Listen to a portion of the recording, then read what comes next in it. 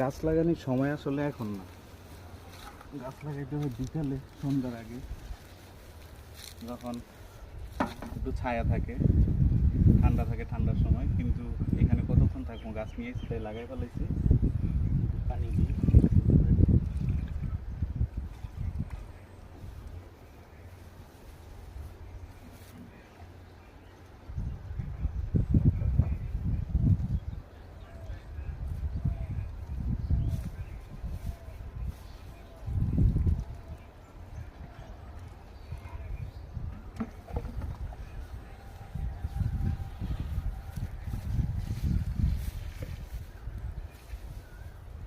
আরও অনেকগুলো গাছ আছে, অনেক রোদ, ভিডিও করতে পারবো না। সবাই ভালো থাকবেন।